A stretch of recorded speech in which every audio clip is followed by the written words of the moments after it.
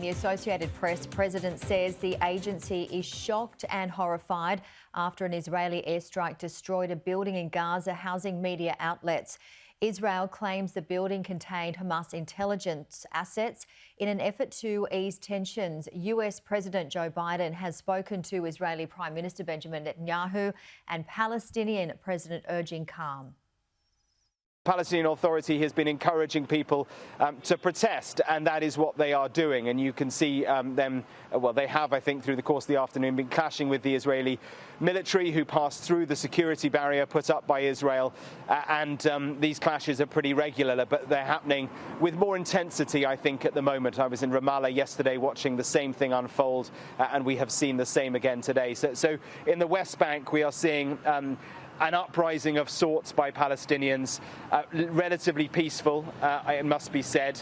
You mentioned Joe Biden having spoken to President Mahmoud Abbas. He, to be clear, is the president of the Palestinian Authority who have control of those parts of the West Bank that I just described, the large cities like Bethlehem, Jericho, Ramallah, and a few others, Hebron, Nablus, these sorts of places.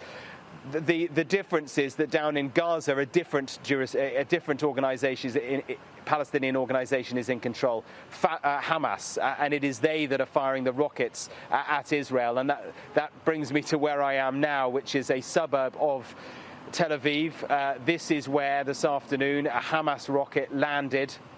About 1:30 in the afternoon, people just sitting down for their Shabbat, their Sabbath lunch.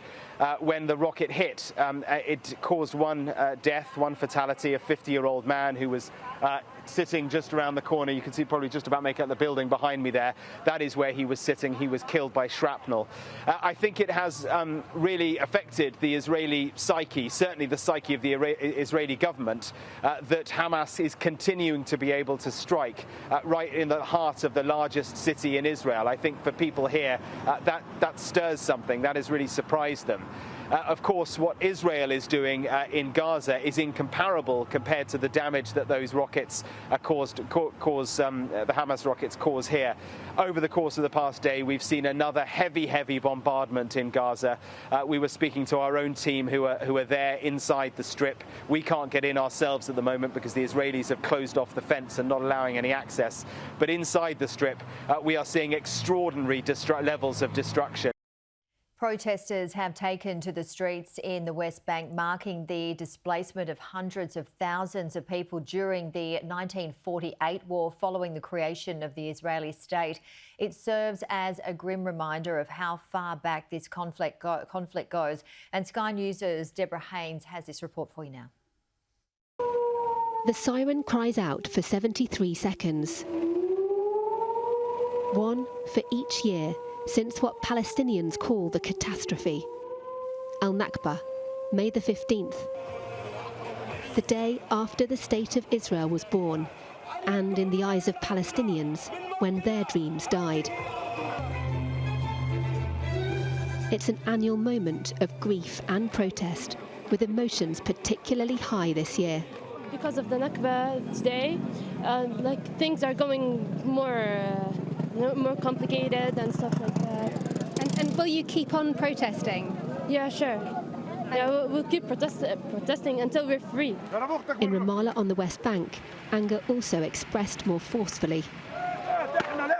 It triggers tear gas in return from Israeli soldiers. طبعا عشان القدس، عشان غزة، عشان الشيخ جراح، عشان فلسطين. This is Sheikh Jarrah in East Jerusalem. A Jewish legal attempt to evict some Palestinians from the neighbourhood helped trigger the crisis.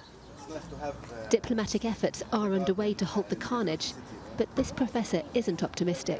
I think it's very important to save lives immediately. However, I also realize from my former experience with what happened in the past that after this ends, probably nothing will change.